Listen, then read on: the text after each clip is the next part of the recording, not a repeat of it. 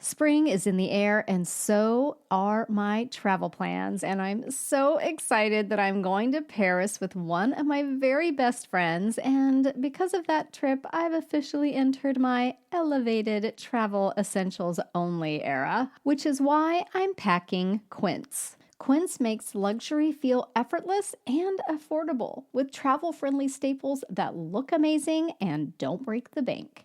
Right now, I'm loving their 100% European linen pants. They're lightweight, super comfy, and somehow go with everything. Exactly what I need for wandering cobblestone streets and sitting at a cafe, having a cup of coffee. And I'm also eyeing their featherweight cashmere scarf. It looks perfect for staying cozy on the plane and layering up for those cool Paris evenings.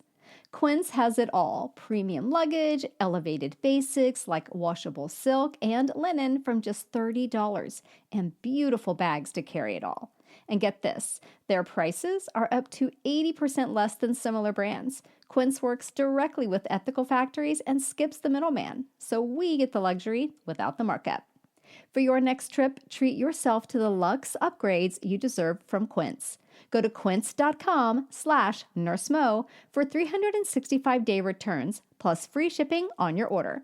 That's QUINCE.com/nursemo to get free shipping and 365-day returns. Quince.com/nursemo. Hello, and welcome to another Encore episode of the Straight A Nursing Podcast. I wanted to pull this episode to the forefront for you because it's not only a big, scary thing for new nurses and nursing students, it can be a big, scary thing for experienced nurses as well. And that is responding appropriately to a code blue. Now, I would say that nurses who do this task all the time are obviously going to feel a lot more comfortable than nurses who work in areas where it just doesn't happen that much. And you might worry that you won't remember what to do. So I just wanted to remind you before we jump into this episode that if you've taken BLS, you know what to do. Most likely your nervousness about this stems from the fact that you simply don't get a chance to practice these skills often. And you might be worried that in the heat of the moment, in that very stressful situation, you won't respond appropriately or know how to intervene, or you'll freeze up for a moment. After all, you probably don't practice codes all the time. That's a good thing. We don't want these bad things to happen to our patients, but you do want to feel confident about it, and I totally understand that. So what I would ask of you is, can you practice? If you're a student, can you practice a mock code blue in the skills lab or the simulation lab? As a nurse, can you advocate for a mock code skill station at your next staff meeting? Can you run through the steps you would take with a coworker or review them with an online simulator? You can also watch videos showing effective code blue tactics to review and reinforce what you learn in that BLS or that ACLS class. I've actually got a link to a great summary video. I will put that link in the episode notes. It shows a perfectly well-organized code blue response. And I'll be honest, just watching that video made me feel more confident about something that I don't encounter that often. Now, let's jump into this Encore episode about how to survive your first code blue.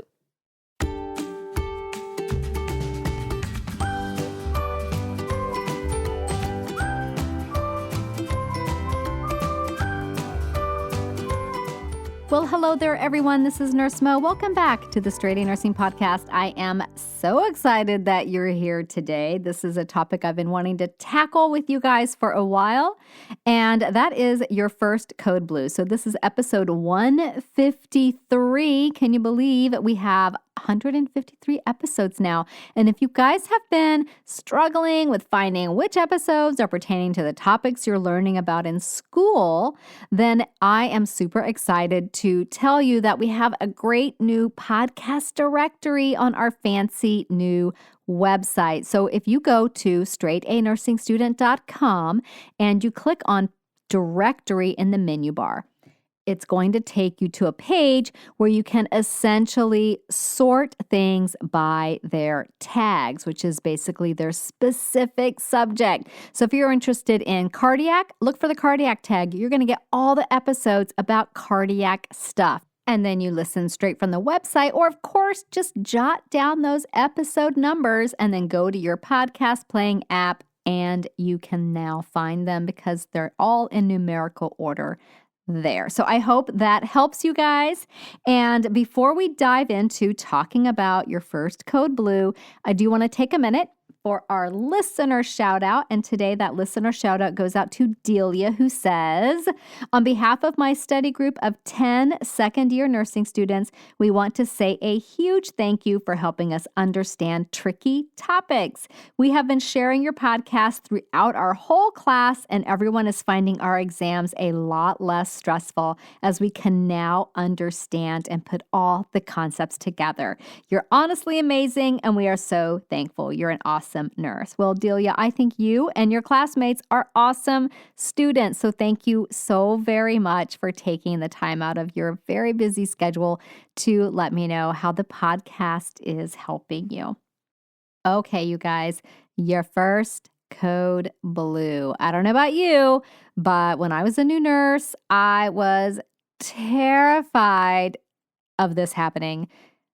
Knowing that I worked in a critical care environment, I knew it was going to happen, and it eventually did happen. And I have to say, it is a source of stress for a lot of nursing students and new nurses, even experienced nurses. When your patient, I'm not talking about a code on the unit, I'm talking about when it's your patient, it is really scary and it can be really stressful. So as you're heading into clinicals, as you're heading into maybe your first nursing job, or you're changing care areas, or whatever it is, there's a lot that you're probably going to be nervous about. And again, one of the things that I was most nervous about was, what if my patient codes? Will I recognize it's happening? What do I do? How do I get help? A million questions running through your mind, right? So my goal here today is to talk you off the ledge a little bit, talk you down a little so that you feel less anxious about experiencing your first Code Blue, and provide you with tips so that you feel a little bit more confident if and when that does occur, okay? So I will never forget the first time one of my patients coded. I was pretty new as a nurse, and I was taking care of a patient after a surgery, and one of the issues that was going on was hyperkalemia. And I will never forget the moment that it happened. It's just in my head, and I'll just never forget it because it left such an imprint on me. The depth and the hugeness of that situation, and how scared I was when it happened. So this patient just almost just immediately went into a VFib arrest, just sinus rhythm to VFib arrest. And thank goodness I was not in the room by myself. I had two seasoned nurses. We were in there doing something. Maybe they were helping with something, or maybe, answering a question, and this happened. And thank goodness I wasn't alone. You might be the first time you have a Code Blue, but I was just really thankful that these other two nurses were there. Whoever was closest to the code button pushed the code button. I got all the stuff off the bed that we didn't need. There were all these huge wedge pillows that we use on patients in the ICU. Got those out of the way so that we could get to the patient and start compressions. And at the time, it felt like slow motion, but it all happened so fast.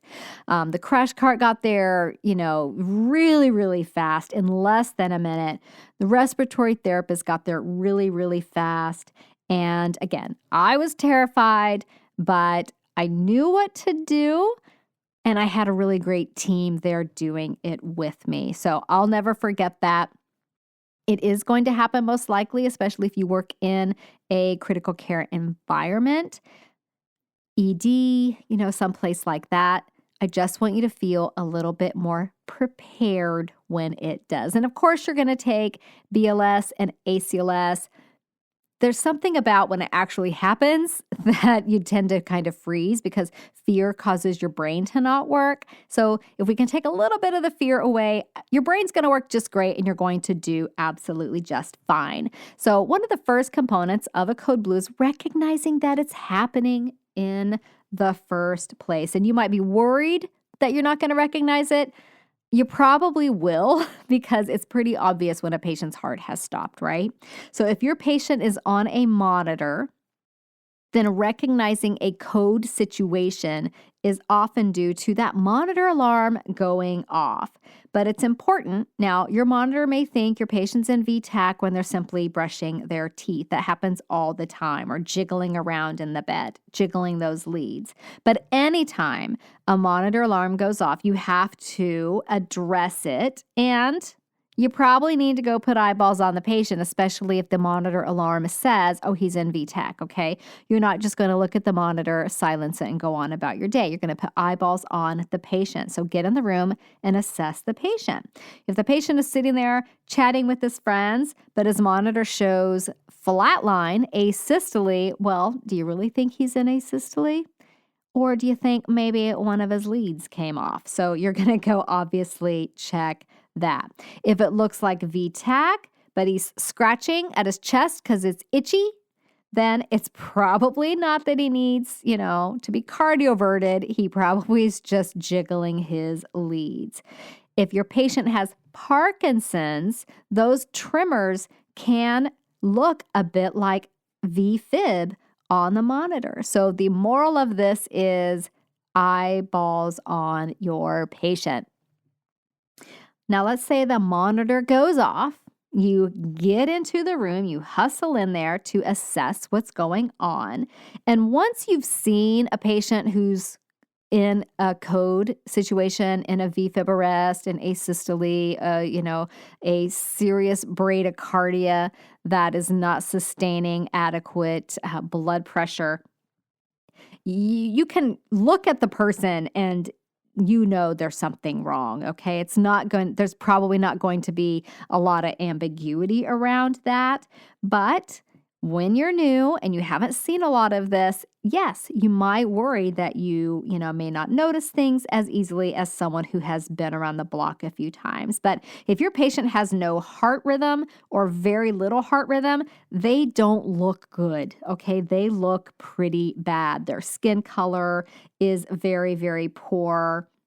They are obviously not going to be responsive, awake. They're going to look kind of like they've already passed, okay? Because technically when the heart stops, the patient has died. We are trying to resuscitate them, bring them back, right? So signs to look for, things you might notice are that pallor, that gray tone to the skin does not look right, you guys. Very cool, clammy skin. It's not getting good perfusion. Slack-jawed, okay? There's no muscle tone holding their jaw in the normal position. Glassy-eyed, eyes rolled back. No response to painful stimulation. They could have a release of their bowels. They could have agonal breathing, which is kind of like this periodic gasping breath in. Just because your patient's having agonal breathing, I don't want you to look and say, well, they're breathing, so they're okay. No, that's an end of life kind of gasping agonal breath. Overall, just lifelessness to their appearance, their demeanor, and obviously no pulse. So you're responding to your code blue. So let's say you hustle into the room, your patient looks like all of those things. He's grayish skin. His skin is cool. You check a pulse. He's not responding to your stimulation. What are you going to do about this? Even without taking ACLS, and you may not need to take ACLS depending on where you're working, you may only have your BLS, and you can do a lot with BLS. You can still intervene appropriately to help your patient. So you got to get more hands in the room. So you want to get help in there stat. If the code button is hard to get to, and you want to get to work on the patient right away, which you should, you might yell really loud for help, or you push the code button, okay? It depends. If you're really, really far down the hallway, maybe no one's going to hear you, push the code button, okay? Take that tiny bit of time to push the code button. That is going to get you the most help the quickest. But if there's someone standing right, in the bathroom of the room you're in, or right outside the room, and you can't get to that code button quickly, yell for help. Yell for the crash cart. Yell, I need help in here. Somebody will come. Best bet though, pushing that code button, that is key, man. You'll get more help than you ever even actually need.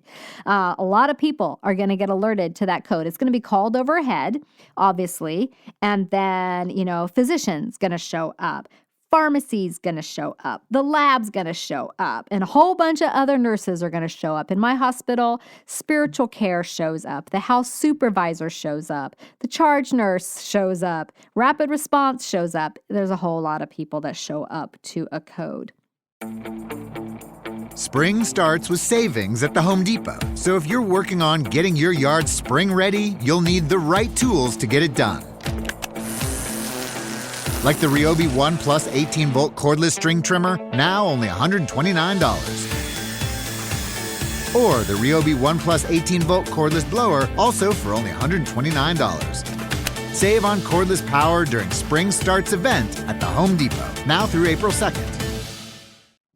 Getting that code button pushed, getting that crash cart in there is going to get things rolling for your patient. So let's say your patient was sitting in a chair and you come into the room and, you see all this and there's no pulse. Well, you've got to get them into position for CPR. So get them onto the floor.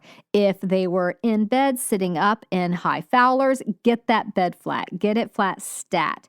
Beds will have a CPR lever on them, or they should. If they don't, they really should. Look around at your different beds that your facility uses and locate that CPR lever. Know where it is. You pull that lever and the bed immediately flattens out. You don't have to go with the head down thing, okay? Who has time for that in a code? You don't have time for that.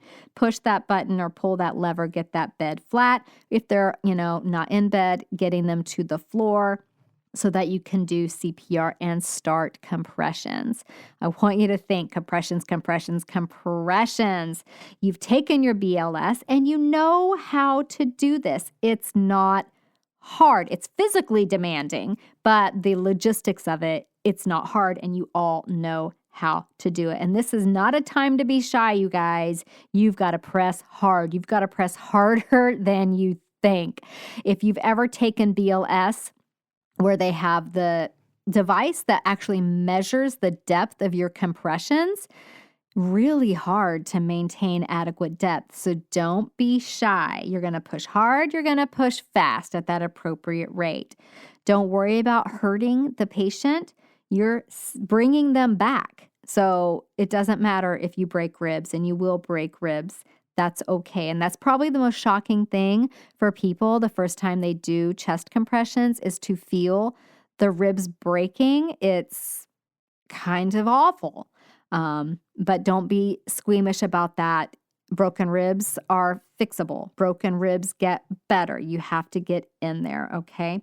Focus on your form, focus on your rate, your depth, and keep breathing as you do it, okay? Because it is very physically demanding. And if you can use really good body ergonomics as you're doing it, it's going to help sustain you for that cycle. It's hard to do a full cycle of CPR. You definitely want to have people in line behind you to switch out, and you want to do your switch outs in a very coordinated manner. And you guys learned how to do that in your BLS. Okay, by this time, you've gotten your patient to the floor or he's in the bed and you've got it flat and you're doing those compressions. By now, someone else is there to help you, right? Hopefully, they got there pretty quickly. You got to get that backboard under the patient if they're on the bed. If they're on the floor, they've got a hard surface. But if they're on the bed, you need that backboard to really maximize those compressions, and you're going to get those pads on the patient. So these are the next things that are going to be happening. Now, if your patient was on a ventilator, the respiratory therapist or another nurse will be manually bagging the patient at that point. And what we typically do is we disconnect the ventilator, they stay intubated, and we take the BVM and attach it to the end of the endotracheal tube and manually bag the patient, okay? The high pressures, the intrathoracic pressures are elevated during CPR, and that can trigger that high pressure alarm on the ventilator and make ventilation kind of not so effective, so we manually bag the patient. If the patient doesn't have an advanced airway, somebody can come in, when you get other hands and do the BVM as well. Okay, from this point on, you've got your team in the room. So most of the time when your patient codes and you're in the room with them or you're the one that responds to, whatever's happening, you're not going to be by yourself for that long. Hopefully you're not in an elevator with the patient or somewhere isolated. You know what I mean? Hopefully you're close to your team, you're close to the crash cart, and you're not alone for that long. You've gotten those compressions going. Somebody comes in, you're going to backboard pads, somebody else is doing BVM, oxygen, all of that. And at that point, you're probably going to be pulled away from actively participating in the code so that you can give report to the physician that shows up. Let him know Mr. Johnson is here for whatever situation. His potassium this morning was 7. I don't know. I'm just making up things as I go. And maybe you guys tried to, give medications to get his potassium down. Obviously, it didn't work. He went into cardiac arrest. Whatever the situation is, you want to let the MD know, here's what's been going on with the patient, etc. Or he was here, he had a cabbage yesterday, or whatever it is. Once you've got your team in there, if you're a new nurse or you're a student nurse, the best thing you can do, really get in line for those compressions. Practice doing chest compressions. If it's your patient, obviously you're going to be pulled away. You're going to step back from that so that you can give report, maybe do the charting, maybe be there as a resource for people who have questions about the patient. Someone will be leading the code, and you will hear them calling out things for the people that are doing the compressions and doing all of the things for them to do. They'll be pausing compressions occasionally to check for a pulse. They will be calling for medications that will be given. And notice how they communicate with one another. They're using something called closed loop communication. Someone will say, draw up a milligram of epi. The person drawing it up will say, I have an order to drop 1 milligram of epi, so that the person that says it know that they heard it. And then when the person says give 1 milligram of epi, that person will say giving 1 milligram of epi. So it's a very closed loop communication there. So if you are one of the people, you're the nurse, you're doing your CPR, don't be shy about asking for a switch out when you get tired. Ineffective chest compressions lead to poorer outcomes. So if you are not feeling like you're able to maintain that hard and fast rhythm, you ask for a change. There's no shame in asking for a change. I guess I'm not that physically strong. I tire out really quickly. So my preferred job in a code is to either give meds, do the charting. Those are kind of the two things that I usually tend to do. Your codes are going to be run according to those ACLS guidelines, but physicians can order whatever they want. They may not follow the guidelines exactly. They may call for other things. You will be following the physician's orders, okay? but generally it'll be run according to ACLS guidelines. Okay, so let's be prepared before the code even happens. How does that sound, you guys? If you're like me, when you are prepared, you feel 1,000 times better about everything. So when there is an emergency with your patient, there's nothing more anxiety producing than realizing you're not prepared. So here are a few easy things you can do every clinical day or every shift to ensure that you're ready for anything that could happen. So hey, number one thing, know your patient's code status, please.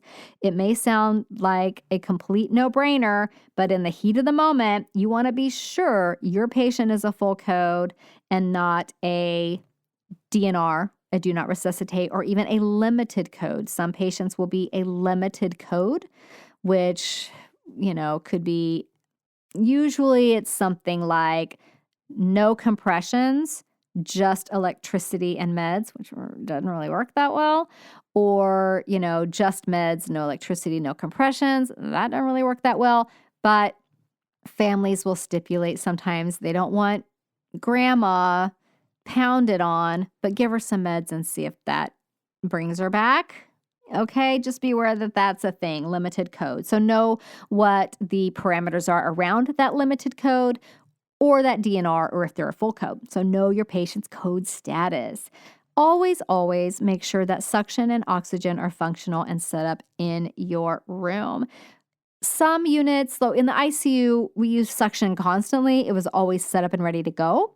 On a med surg floor, it might not be completely set up and ready to go, but everything is there. Or it's connected, but the suction thing, the ENCORE might still be in the package, so it stays clean, but it's ready to go. All the pieces are connected. So make sure it's ready to go. When you need suction, you needed it 10 seconds ago, okay? So it's not fun when your patient's possibly aspirating on emesis or whatever to be fumbling around getting your suction together. Get your suction verified. Right after you do your patient assessment, you're going to do a head to toe and you're going to do a quick room assessment. Suction is one of those things. Make sure your oxygen in your room is functional and that your oxygen supplies are, reachable. I cannot tell you guys how many times in the ICU where there's a million things and whatnot all over the room where the BVM is always in this. If it hadn't been used yet, it was in a plastic bag. And it was in a plastic bag with a cinch tie, like a string, and you cinch it closed. Stupidest design ever. And people would hang that bag over, what is that thing called? With the oxygen thing on the wall. You know how it kind of sticks up? It's perfect for hanging things off of, let me tell you. And they were all over the room. So if there was a spare one in the ICU, somebody would just hang the BVM off of that. And then inevitably hang something else off of that and maybe something else. And I cannot tell you how many times I would go to grab the BVM, the bag valve mask, and everything's tangled all up and I can't get the dang bag open. So kind of stressful because if your patient needs assisted ventilation with the BVM, they needed it 10 seconds ago or a minute ago or whatever. So make sure all that stuff's easily accessible, that your oxygen works, that you know where it is in the room, all of those things. You're going to do kind of that room safety check. Make sure there's, that BVM is close by. Sometimes in the ICU, obviously there's one in every patient room, but on some med surg units, there might not be one in the room. It might be in the hallway shared between like 4 rooms because you don't use them that often. So make sure that you know where it is. Know where the CPR lever is on all the beds that your facility uses. Okay, there's nothing more stressful than not knowing how a bed works when you need to get the head of the bed down. And there are some specialty beds that are kind of complicated. So make sure you know where that CPR lever is. And make sure you know where the code button is. In a nicely designed hospital, it's in an easily accessible place and in a consistent place in all the rooms. That's not always the case, you guys. Sometimes the code button is behind the head of the bed and kind of hard to get to. Make sure you know where it is, okay? And you want to know where the crash cart is located on your unit. If a code is called and you're the closest one to that cart, you grab that cart. Just make sure you unplug it first. I guarantee you won't be the first person to start running off with it and realize it's still plugged in, but maybe you only do that one time, okay? All right, does that help ease a little bit of your anxiety about your first code blue? You go in there, your patient's down, you're checking for a pulse, you're getting them on the floor, you're getting that bed flat, you're getting that code button pushed, and you're starting compressions. By the time you do all of those things, help should be on the way, okay?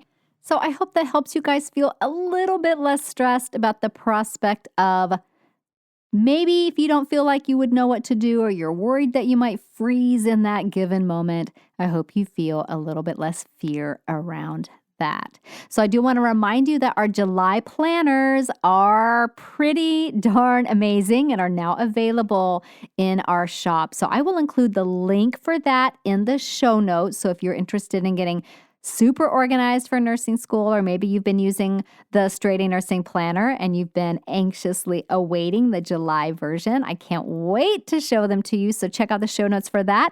And then next week, we're going to be talking about immobility. And before you guys think, well, that doesn't sound very exciting, let me tell you, immobility is enemy number one. And I will explain it all next week. See you then. This podcast is brought to you by Straight A Nursing, a proud member of the Airwave Media Network. For more educational podcasts, check out airwavemedia.com. And for more nursing-related content, go to straightanursingstudent.com.